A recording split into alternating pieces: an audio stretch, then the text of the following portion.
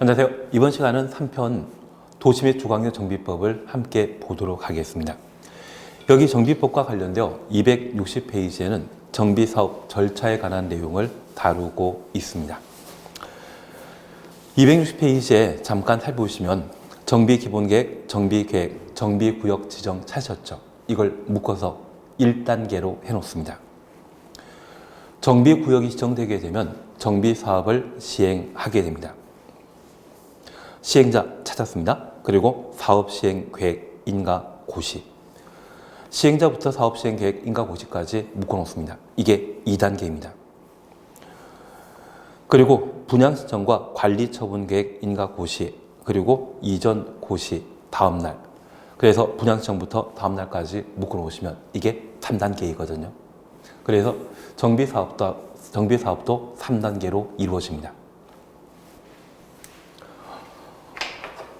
우리가 앞서 도시군 계획시설 사업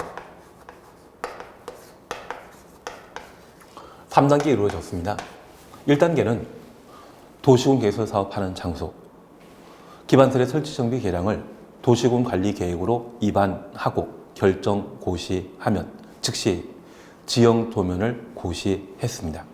그 지형 도면을 고시되면 그곳에는 도시군 계획시설 설치 장소, 도시군 계획시설 부지가 결정되게 됩니다.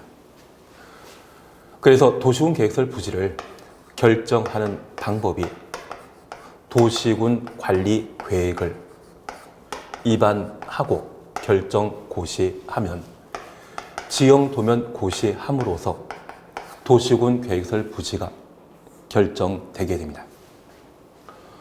이 도시군 계획시설 부지가 도시군 계획시설 사업하는 장소이고 그 장소에서 사업하는 자, 바로 시행자가 1단계 계획인 도시군 관리 계획에 따른 실시 계획을 작성하고 결정권자에게 인가받고 고시하면 도시군 계획시설 사업에 착수할 수 있습니다. 도시군 계획시설 사업의 사업 방식은 사업 예정지, 사업 장소를 시행자가 강제 수용함으로써 소유권을 취득하여 도시군 계획시설 사업을 시행하고 그 도시군 계획시설 사업이 완료되게 되면 공사 완료 공고하고 그 다음 날 해당 도시군 계획시설을 사용했습니다. 그리고 도시개발 사업도 3단계로 이루어지는 것이죠. 도시개발 사업하는 장소를 우리는 개발구역이라 합니다. 저 도시개발구역을 지정할 때 그곳에 몇 세대 아파트 건설할 것인지 함께 정해지거든요. 그걸 우리는 개발계획이라 표현하게 됩니다.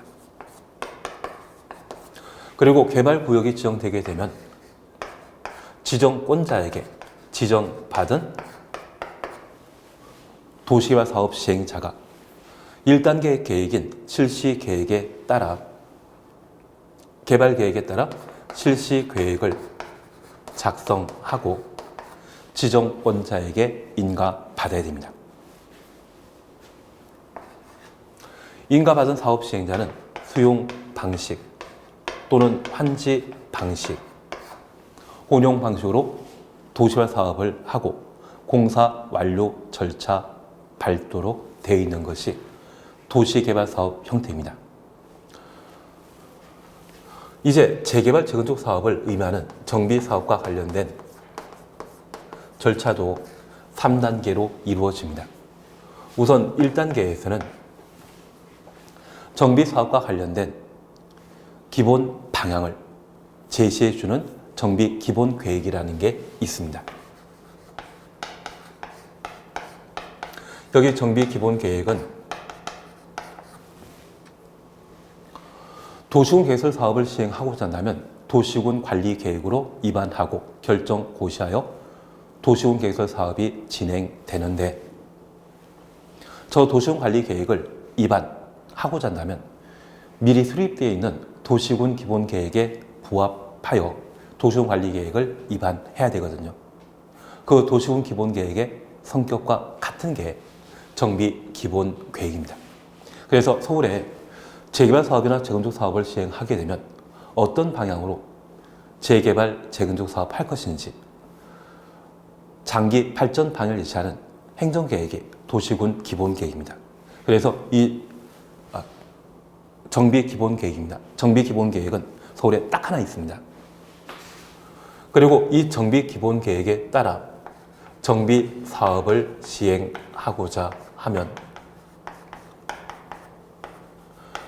정비 계획을 수립하고 정비 구역을 지정 고시하게 되는데 서울 같은 경우는 재개발, 재건축 사업 등의 정비 구역이 850군데 있습니다. 서울에 인접한 인천광역시의 경우는 150곳 정도의 정비 구역이 있습니다. 그런데 이 정비 구역에는 어디에는 25층 아파트를 재건축한다 하고 어디에는 50층짜리 아파트를 만든다 하더라고요. 그래서 서울의 잠실 5단지, 잠호 단지의 경우는 50층까지 만든다 하고 강남 일대는 35층짜리 또는 40층짜리 아파트가 만들어지게 됩니다. 최근 현대산업개발과 관련된 광주광역시 재개발 사업 현장 기억나십니까? 39층짜리 아파트 붕괴되지 않았습니까? 예전에 성수대교가 붕괴되었을 때 동아건설이 만들었었거든요. 그 동아건설의 등록이 말소된 적이 있습니다. 아마 이번 붕괴 사건이 사회에 크게 영향 끼치고 제대로 된 후속 조치가 이루어지지 않으면 현대산업개발 등록이 말소될 수도 있을 것 같습니다. 그래서 이 정비구역에는 어디에는 39층을, 어디에는 50층을, 어디에는 25층짜리 아파트를 만드는 곳이 있습니다. 이런 정비구역이 서울에 850곳이라고 하면 그곳마다 개발 계획은 서로 다르다는 이야기죠. 그래서 이 정비 계획도 정비구역 수만큼 850개가 있는 겁니다. 다만 이 정비 기본 계획은 서울에 정비 사업을 해나가게 되면 어떤 방향으로 해나갈 것인지 정책, 장기 발전 방향을 제시하는 것으로 정비 기본 계획은 딱 하나 만들어지게 되거든요. 이런 형태로 정비 구역이 지정되게 되면 정비 사업 해야 되죠. 특별히 재건축 사업이나 재개발 사업의 경우는 조합을 설립하여 정비 사업하는 경우가 대부분입니다. 그래서 그 재개발 조합, 재건축 조합을 우리는 시행자라 하고 저 시행자는 1단계 개발 계획인 정비 계획에 따라 사업 시행 계획을 작성하고 시군 구청장에게 사업 시행 계획 인가를 받도록 되어 있습니다. 저 사업 시행 인가가 도시군 개설 사업의 실시 계획, 도시개발 사업의 실시 계획과 같은 인허가 절차이거든요. 저 사업 시행 계획 인가 받고 고시하면 이제 정비 사업에 착수할 수 있습니다. 정비 사업의 사업 시행 방식은 참 많습니다. 앞서 도시개발 사업에 보셨던 수용 방식 그리고 환지 방식 정비 사업에도 적용되고 정비법에서는 특이하게 관리, 처분, 계획이라고 하는 사업 시행 방식에 따라 정비 사업을 하게 되는데 수용 방식은 시행자가 사전 현금 보상하고 사업 예정지에 소유권을 취득하는 방식입니다. 환지 방식의 경우는 종전 토지 소유자에게 땅을 대신해서 개발 사업 다 끝나면 땅 환지로 보상해 주는 것을 환지 방식이라 표현하게 됩니다. 그런데 우리 주변에 재건축 사업이 이루어지게 되면 25평짜리 아파트를 대신해서 32평 아파트 정비 사업 다 끝나면 보상해 주죠. 그 아파트는 토지만에 관한 권리가 존재하는 것이 아니라 그 토지 외 건축물에 관한 권리도 인정하는 방식입니다. 그래서 토지, 건축물에 관한 권리를 건축물과 토지에 관한 권리로 맞교환해 주는 것은 환지 방식이 2차원적인 보상이라면 이것 입체적이죠. 그런 형태를 관리 처분 계획이라 표현하게 됩니다. 그 관리처분 계획을 작성하고 시군구청장에게 인가받으면 사후 효물 보상이 완료된 것으로 인정하여 기존 건물 철거하고 새 건물을 만들게 되는데, 이 관리처분 계획은 보상에 관한 계획입니다. 환지 계획과 마찬가지 성격 가지게 됩니다. 저 관리처분 계획을 인가받고 고시하면 철거하고 새로운 공사가 이루어지게 되는데, 그러한 공사가 완료되게 되면 공사 완료 절차를 밟고 이전 고시하면 그 다음 날 종전 건축물과 토지를 대신하여 새로운 건축물과 토지를 보상받게 됩니다. 그래서 이전 고유 다음 날 새로운 건축물과 토지에 대한 소유권을 취득하게 되면 종전 권리는 존속해야 된다? 사라져야 된다? 사라져야 되죠. 그래서 종전 재산권을 대신해서 새로운 재산권을 취득한다 해서 이 관리처분 계획을 공용 환권이란 말로 표현하게 되는데, 이 공용 환권은 권리, 재산권을 교환하는 것을 공용 환권이라고 표현합니다. 그래서 권리 교환의 준말이 공용 환권인데, 저 공용 환권을 정비법에서는 관리처분 계획이라 표현합니다. 여기 정비사업과 관련되어서는 제가 98년부터 중개사 강의했었거든요. 그리고 이 98년부터 공인중개사 강의하면서 저 한때 이 정비법을 아주 성실하게 잘 강의한 적이 있습니다. 그런데 이 양이 워낙 방대하고 지엽적인 부분들이 시험에 나오다 보니 분명 제가 다 가르쳤는데 불구하고 맞추는 문제가 적더라고요. 그래서 제가 오랫동안 강의하다 보면 이 정비법을 10회도 15회도 열심히 공부한 친구들을, 학생들을 많이 뵀는데 출제되는 문제 중에 2문제나 3문제 맞추시더라고요.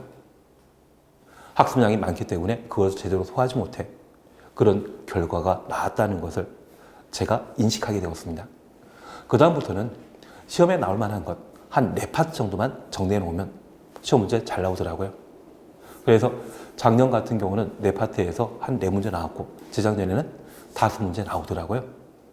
그래서 시험에 자주 나오는 것, 그리고 우리가 함께 공부해 나가시다 보면 기본적인 법 원칙, 법 이론에 관한 사항도 어느 정도 숙지할 수 있을 겁니다. 그 정도 실력이면 출제되는 문제 중에 최소한 2문제 이상은 맞출 수 있거든요. 우연찮게 4파 전부가 시험에 나오게 되면 땡큐이지만, 그렇지 않다고 하면 최소한의 문제라도 건져야 되지 않겠습니까? 그래서 우리는 정비사업과 관련된 기본적인 사업 계획에 관한 사항을 반드시 정리해 주셔야 되고, 정비기본계획에 관한 사항과 시행자 중에 정비사업 조합에 관한 사항, 그리고 관리처분계획과 관계된 사안으로 이전 고시까지 함께 정리해 나갈 겁니다. 이렇게만 하더라도 출제되는 문제 6문제 중에 최소한 2문제 이상은 맞출 수 있거든요. 그래서 진짜 열심히 공부해서 2문제 맞나? 제한된 부분 정리해서 2문제 맞나? 결과는 비슷하지 않겠습니까? 운 좋으면 더 나아질 수 있기 때문에 저런 파트만 정리해 나갑니다. 다만 이번 기본 과정에는 정비사업과 관련된 계획을 정리하는 것으로 마무리 짓도록 하겠습니다. 262페이지 찾으셨죠? 262페이지에는 제1장 총칙으로서 용어 정의에 관한 사항들을 각각 다루고 있습니다. 우선 용어 정의와 관련되어 양가 1번 정비구역, 정비사업하는 장소를 말합니다. 그리고 2번 정비사업입니다. 여기 정비사업과 관련되어서는 작년에 정비법을 일부 개정하여 공공재개발 사업과 공공재건축 사업에 관한 내용을 개정했습니다. 그에 관한 사항들이 작년에 출제되지 않았기 때문에 올해 시험에 나올 만하거든요. 그래서 정비사업과 관련된 기본적인 사항들을 함께 보십니다. 우선 1번 주거환경 개선 사업은 작년에 기출 문제입니다. 그래서 작년에 나왔기 때문에 올해 나올 일은 없겠지만 기본적인 사항들을 함께 보십니다. 동그라미 1번입니다. 주거환경 개선 사업입니다. 도시 저소득 주민이 집단적으로 거주하는 지역으로서 정비 기반설이 극히 열악하고 정비 기반설 극히 열악 가로 해놓습니다. 노후 불량 건물이 과도하게 밀집한 지역에 과도하게 밀집 주종습니다. 주거 환경 개선하거나 여기에 슬러시 표시를 해놓습니다. 여기까지가 제1주거 환경 개선 사업입니다. 단독택 및 다세대택이 밀집한 지역에서 정비 기반설과 공동 이용시설 확충을 통하여 정비 기반설부터 공동 이용시설 확충 가로 해놓습니다. 주거 환경을 보전, 정비, 개량하는 사업을 말한다.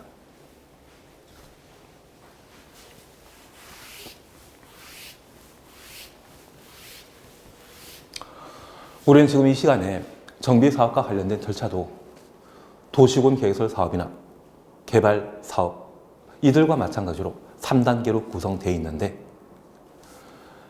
그 시행 절차와 관련된 표현이 조금 차이가 있다는 것을 파악하시는 게 필요합니다. 다만 그 차이에 대해서는 지금 과정에서는 기본적인 차이만 인식하시고 구체적인 내용에 대해서는 심화 과정에서 다시 한번 함께 해나갑니다. 그러면 첫 번째 우리 봐줄 것은 정비 사업과 관계된 사안으로 주거 환경 개선 사업을 함께 보십니다.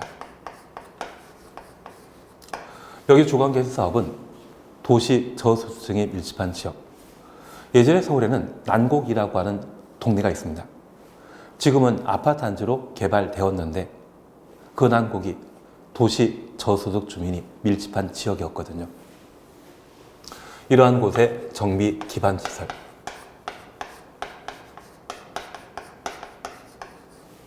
저 정비 기반설이 극히 열악하고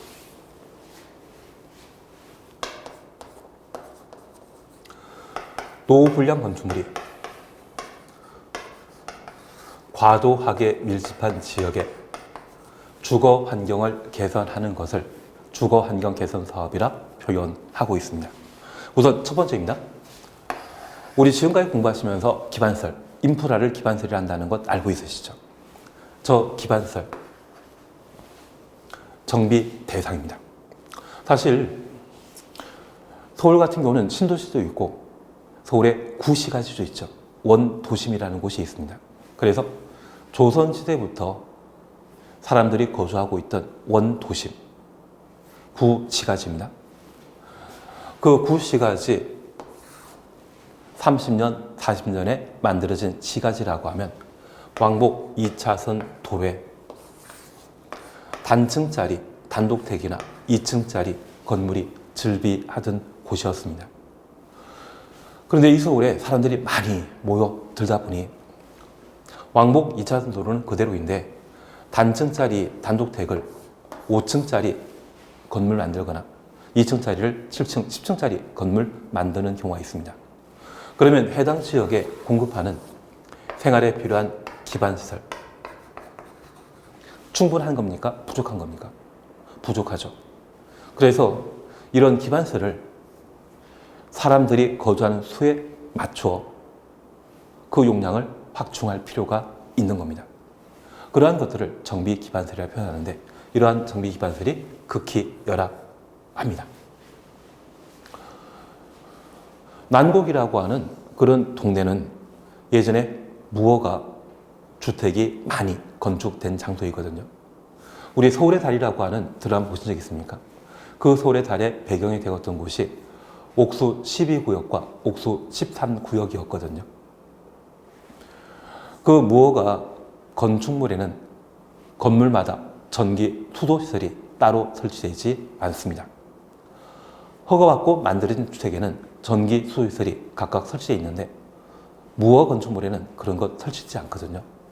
전기 같은 경우는 아래 동네에서 연결해서 전기 이용할 수 있는데 수도 연결해 사용할 수 없기 때문에 그 드라마 보시게 되면 물, 지게, 지고 식수를 날랐던 것을 드라마에서 보신 적이 있을 겁니다.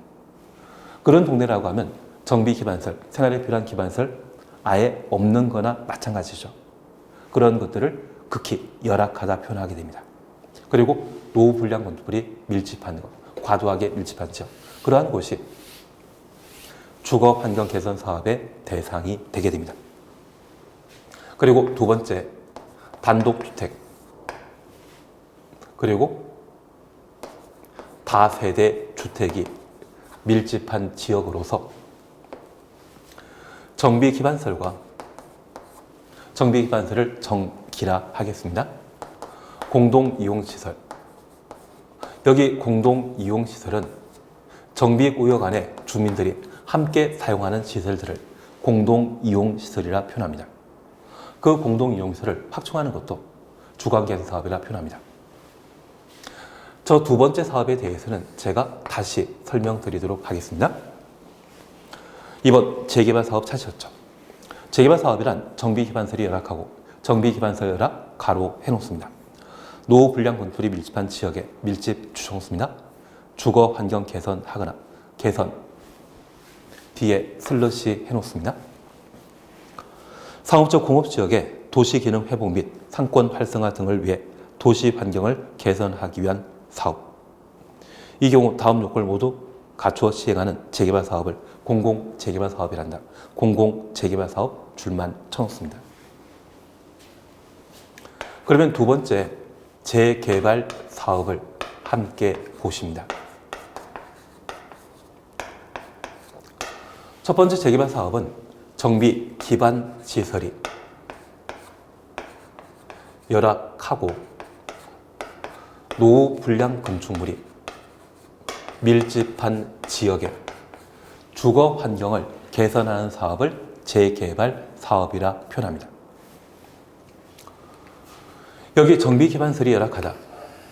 정비기반설은 우리 생활에 필요한 도로, 전기, 수도, 하수도 등의 인프라를 정비기반설이라 표현합니다. 그런데 이 재개발 사업의 대상이 되는 곳은 보통 단독택과 다세택이 밀집한 지역으로서 40년, 50년에 조성된 주택가라고 하면 왕복 2차선 도로에 도로변을 따라 여러 필지에 1층짜리, 2층짜리 건물이 세워져 있는 동네입니다. 이런 형태가 계속 유지되면 좋지만 인구 늘어나다 보면 이 단층짜리 건물이 5층짜리 건물로 바뀌는 경우 있죠.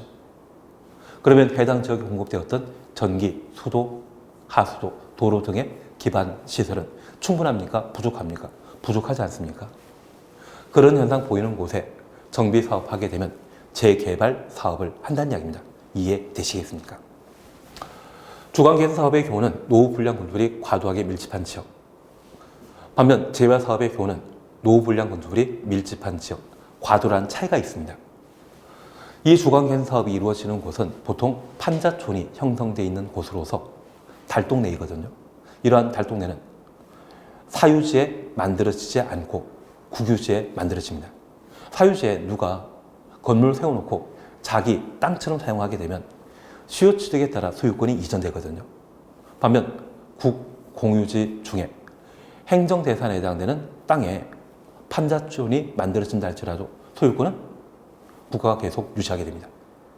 그래서 이 달동네가 형성되는 주거개선 사업의 대상이 되는 곳은 국공유지에 조성되어 있고 이러한 곳에는 내 땅, 남의 땅, 경계 구분할 게 없죠. 그래서 판잣집을 서로 붙여서 건축하는 경우가 허다합니다. 반면 이 재개발 사업이 이루어지는 곳은 단독택과 다세택이 밀집한 지역으로 사유지에 주택이 만들어져 있거든요. 땅에 경계가 있기 때문에 붙어 있다 할지라도 어느 정도 밀집한 형태를 보이는 것이지 과밀 현상은 보이는 거 아니죠. 그러한 곳을 대상으로 실시하는 정비사업이 재개발 사업이 되게 됩니다. 그래서 우리는 정비기반설이 극히 열악하다 이 말 보면 주거환경개선 사업에 관한 설명이고 정비기반설이 열악하다 이 말 보면 재개발 사업에 관한 설명으로 파악해 놓습니다.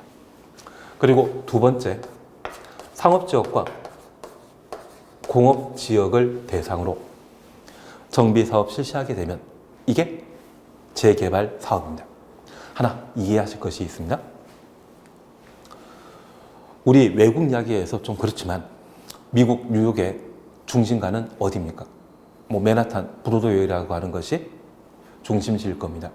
그런데 그 뉴욕의 70년, 80년의 중심지를 제가 여쭈면 답할 수 있겠습니까? 할렘가가 7, 80년의 중심가였습니다.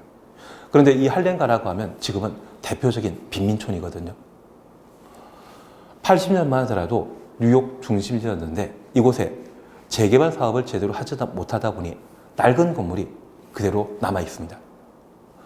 상업 기능을 제대로 하지 못해 새로운 상업 지역이 개발되었고 이쪽은 빈민가로 전락하게 되었거든요. 그래서 우리가 현재 알고 있는 이 상업적 공업 지역에 건물들이 시간이 지나면 노화되게 되는데 제대로 정비 사업하지 못한다고 하면 그 기능 제대로 작동 못하죠. 그런 도시 환경, 도시 기능을 활성화시키기 위해 시행하는 사업을 재개발 사업이라 합니다. 그래서 이 상업적 공업지역을 대상으로 재개발 사업을 시행하게 되면 주거 환경이 개선됩니까? 도시 환경이 개선되는 겁니까? 도시 환경을 개선하는 것이죠. 그런 상업적 공업적 대상으로 실시하는 정비 사업을 재개발 사업이라 표현합니다. 그리고 공공 재개발 사업이라는 게 있습니다.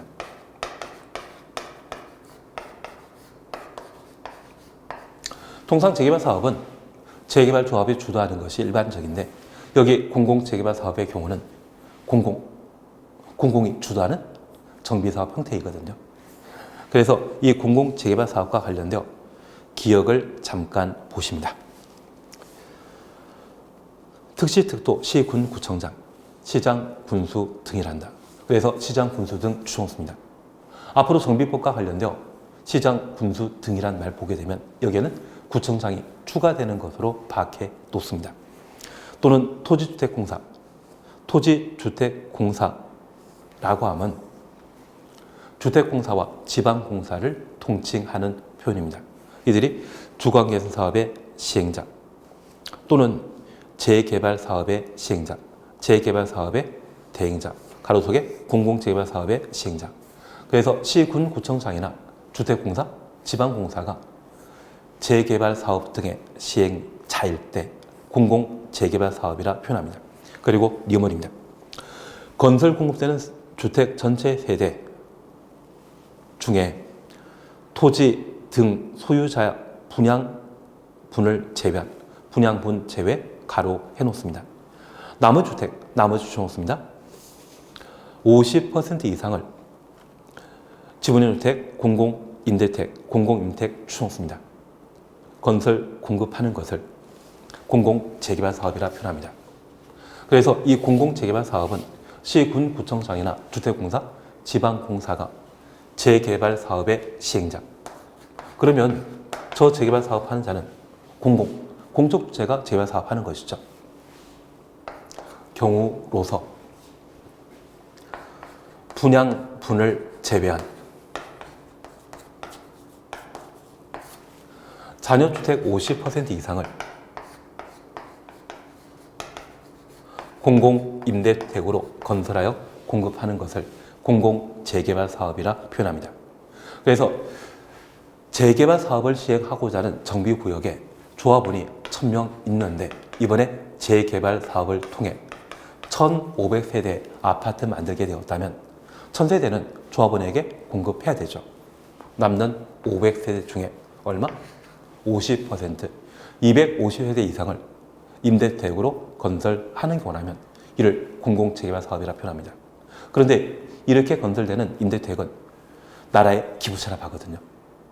그래서 서울에 재개발 사업을 통해 그 재개발 정비구역 안에 임대 아파트가 만들어지게 되면 SH공사에서 관리하는 것을 본 적이 있을 겁니다. 그런 형태로 공급하게 되면 그것을 공공재개발 사업이라 표현하게 됩니다. 그리고 3번 함께 보십니다. 재건축 사업은 정비 기반설은 양호하나 정비 기반설 양호 가로 해놓습니다. 노후 불량 건축물에 해당되는 공동택이 밀집한 지역에서 밀집 추정했습니다. 주거 환경 개선하기 위한 사업을 재건축 사업이라 표현합니다. 그래서 세 번째, 재건축 사업에 관한 사항을 함께 보십니다. 여기 재건축 사업은 정비 기반시설, 양호 하나, 노후 불량 건축물에 해당되는 공동주택, 밀집한 지역의 주거 환경을 개선하기 위해 시행하는 사업을 재건축 사업이라 표현합니다. 그러면 정비 기반시설 양호한 곳, 서울 같은 경우는 강남이 도로나 전기, 수도 등의 시설이 충분한 곳이거든요. 이러한 곳을 대상으로 실시하는 정비 사업이 바로 재건축 사업이 되게 됩니다. 그러면 첫 번째 우리 이해하실 것이 있습니다. 정비 기반시설 차이에 따라 극히열하게라는 말 보게 되면 주거 개선 사업에 관한 설명이고, 정비 기반시설이 열악하다 이 말 보면 재개발 사업에 관한 설명이며, 정비 기반시설이 양호하다 이 말 보면 재건축 사업의 설명이 되게 됩니다. 그러면 이 재건축 사업을 통해 최근 가락 시형 아파트가 헬리오시티 아파트로 재건축된 적이 있거든요.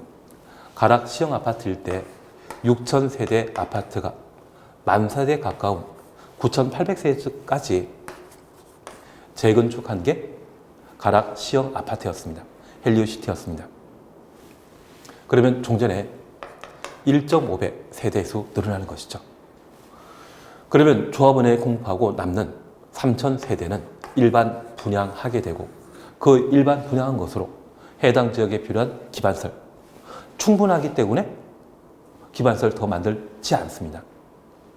이것으로 정비사업 비용 충당하고 아파트 평형을 넓혀 나가는 것이 재건축 사업 형태이거든요. 이러한 재건축 사업은 사익 사업의 성격을 가집니다. 반면 주거 개선 사업과 재개발 사업을 실시하게 되면 부족한 정비 기반시설, 정비 사업을 통해 일반에게 분양한 분양 대금으로 저 정비 기반시설 직접 설치하거든요. 원래 기반시설은 나라에서 만들어줘야 되는데 동네 사람들이 정비 사업하면서 스스로 필요한 기반시설 설치하게 되면 저 주거 개선 사업과 재개발 사업은 공익 사업으로 정의될 수 있죠. 얘는 공익 사업이고 재건축 사업은 사익 사업이 되게 됩니다. 내가 행정청이라면 또는 국토교통부 장관이라면 재건축 사업은 미워할 수밖에 없죠. 반면 주거개선 사업과 재개발 사업은 예뻐할 수밖에 없을 것 같습니다. 저들은 공익 사업의 성격을 가지고 재건축 사업은 사익 사업의 성격을 가진다. 이렇게 구분해 놓습니다.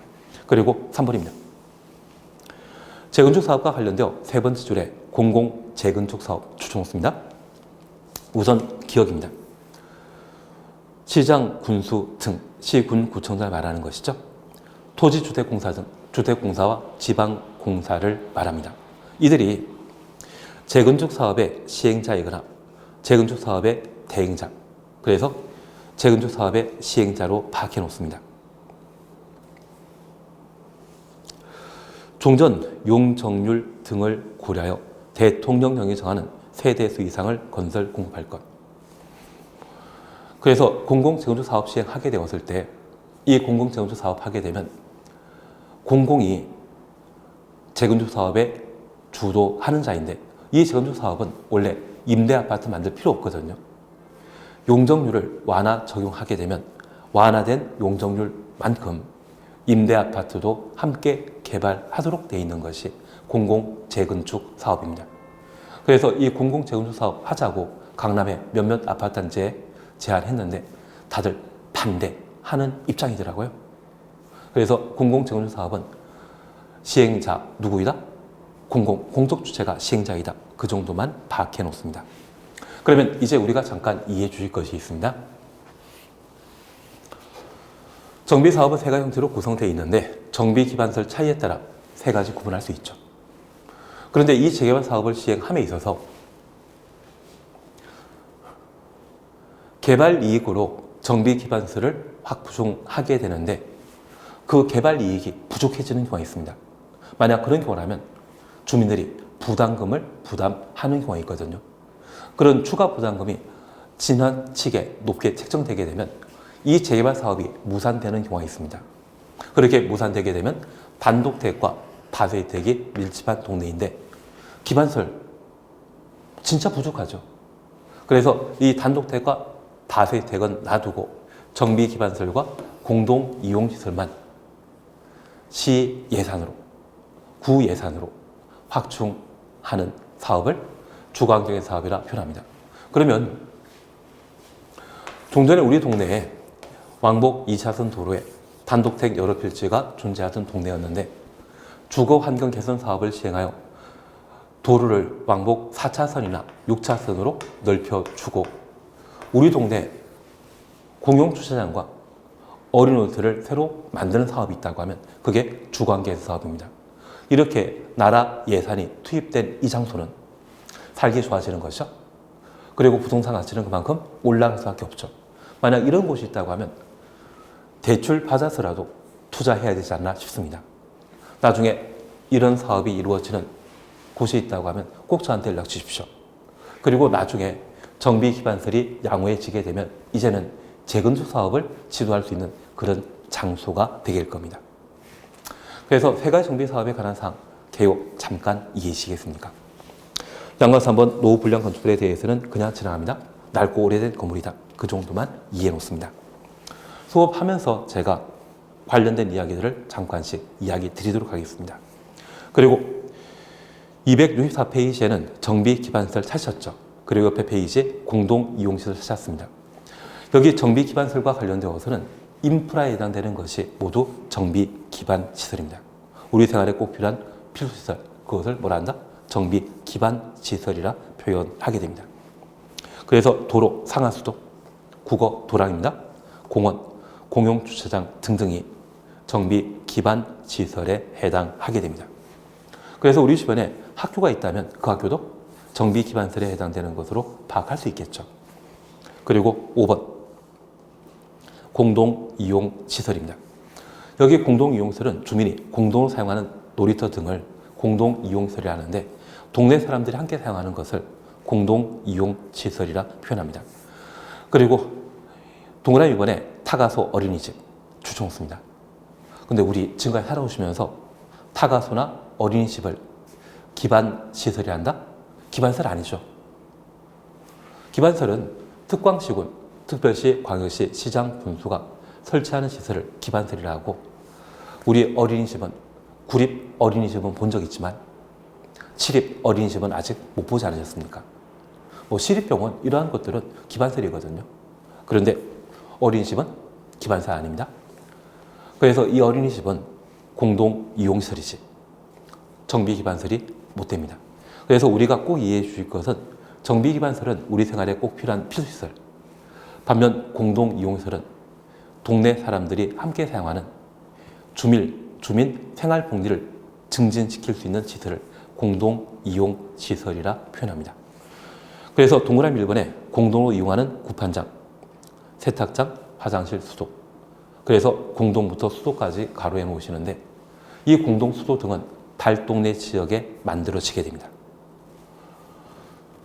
무허가 판잣집이 있는 곳에 세대마다 수도 시설이 연결되어 있지 않습니다. 물지개 지구 아래 동네에서 물을 기르왔었는데 이 무허가 판잣촌에 공동수도가 만들어지게 되면 아래 동네까지 내려갈 필요 없죠. 주민생활 좋아하지 않습니까? 그런 것들을 공동이용시설이라 표현합니다. 우리 시험에서는 정비기반설과 공동이용시설 구분하라고 시험에 출제하게 되는데 주민들이 공동으로 사용하는 시설이 있다면 모두 공동이용시설이고 주민생활에 꼭 필요한 필수시설이라고 하면 걔는 정비기반설로 분류해 놓습니다. 얘가 시험에 나올 가능성이 높거든요. 꼭 한번 살펴놔야 될 겁니다. 그리고 6번 대지, 7번 주택단지, 8번 사업시행자 그냥 건너뛰시고 9번 토지 소유자만 함께 보십니다. 박스를 보십니다. 주거개선 및 재개발 사업의 경우 주거개선 사업과 재개발 사업 가로해 놓습니다. 정비구역에 위치한 토지 또는 건축물의 소유자 또는 지상권자, 토지부터 지상권자까지 가로해 놓습니다. 그리고 2번 재건축 사업 추정습니다. 정비구역에 위치한 건축물 및 부속 토지의 소유자. 그러면 이제 우리가 잠깐 이해하실 것이 있습니다. 정비법상 이해관계인인 토지 등의 소유자 범위입니다. 주거 환경 개선 사업과 재개발 사업은 공익 사업이죠. 이 공익 사업에는 많은 사람들이 동참하고 그 공익을 골고루 나누어 가져야 됩니다. 그래서 정비구역 안에 토지 또는 건축물의 소유자 또는 지상권자를 토지 등의 소유자로 인정하고 있습니다. 이 의미는 정비구역 안에 토지만 소유하고 있거나 정비구역 안에 토지의 지상권자이거나 정비구역 안에 건축물 소유자이거나 건축물과 부속 토지의 소유자 이러한 네 사람이 토지 등의 소유자 범위에 포함됩니다. 대신 건축물에 지상권 설정되는 것은 말도 안 되죠. 저 지상권이라고 하면 토지의 정착물 등을 사용 소유하기에 인정되는 제한 물권을 지상권이라 하죠. 그래서 이 지상권은 건축물에는 설정되지 않습니다. 이 네 가지 형태가 주거환경 사업과 재개발 사업의 토지 등의 소유자 범위에 해당됩니다. 대신 재건축 사업은 사익 사업입니다. 이 재건축 사업은 실패할 수도 있거든요. 제가 알고 있는 서울 사당동 쪽에 한 7년, 8년 전에 재건축 사업이 진행이 되었는데 조합 간부가 조합 돈을 함부로 빼내써서 배임 횡령죄로 잡혀가신 적이 있는데 그 조합의 부채가 심각하게 발생하여 조합원이 새로 만들어진 아파트에 입주도 못하고 쫓겨나셨다는 이야기를 들은 적이 있습니다. 그래서 이 재건축 사업의 경우는 조합장의 배임 횡령이 좀 많이 발생하고 있는 그런 사업이 아닌가 싶고 실패할 수 있거든요. 그래서 이 재건축 사업은 사익 사업에 해당되기 때문에 건축물과 부속 토지를 동시에 소유한 자만 토지 등의 소유자의 범위에 포함시킵니다.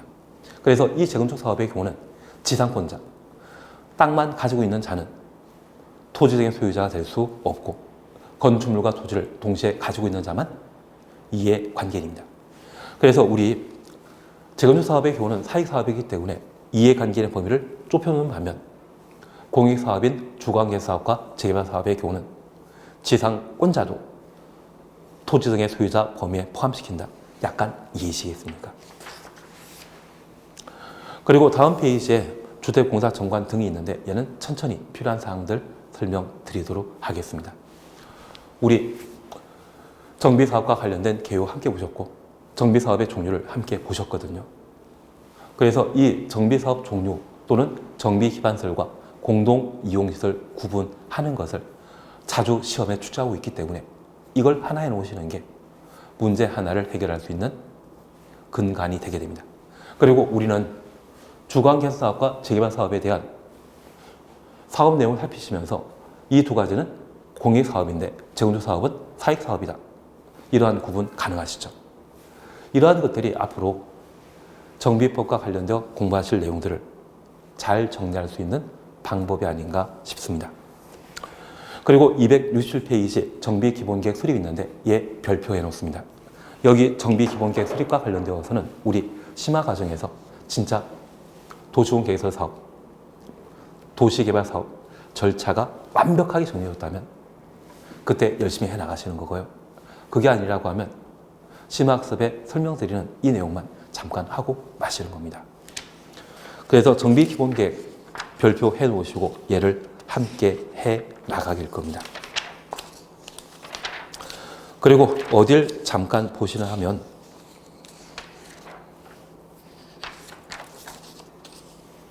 (280페이지에는) 4. 정비구역 지정이 있습니다. 280페이지 찾으셨죠? 별표 하나 내놓습니다. 여기 정비사업 하는 곳이 정비구역인데 정비구역 지정 대상과 그리고 정비구역 지정 절차 등을 살펴나가실 거고 특별히 285페이지에 5번 정비구역 해제 있습니다. 여기 정비구역 해제를 우리가 함께 나갈 겁니다. 그래서 정비구역 해제 별표 하나만 해놓습니다.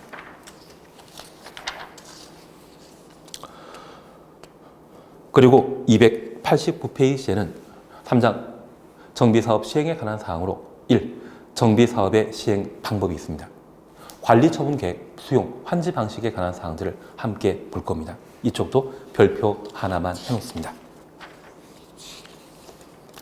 그리고 다음 페이지는 시행자 이야기가 나오는데 이 시행자는 좀 까다롭고 어려운 편이고요. 이쪽은 그냥 지나가시고 301페이지를 보십니다. 301페이지에는 정비사업 조합이라는 게 있습니다. 재개발 사업과 재건축 사업을 시행하는 자인데 이 조합 별표 해놓습니다. 이 조합을 우리가 함께 해나갑니다. 시행자에 관한 사항은 잘 정리해야만 되지 않나 싶습니다. 그리고 최근 개정 사항이 시험에 안 나온 파트가 있기 때문에 그 부분 나올 때까지는 꼭 함께 해야 되는 게 정비사업 조합이 되게 됩니다. 그리고 관리처분 계획에 관한 사안으로 사항으로서 333페이지에 관리처분 계획 등이라는 것 찾을 수 있거든요. 이 333페이지에 관리처분 계획 등 별표 해놓습니다. 관리처분 계획 수립, 그리고 인가 절차에 관한 사항과 효과에 관한 사항들을 심화 과정에서 우리가 함께 나갑니다.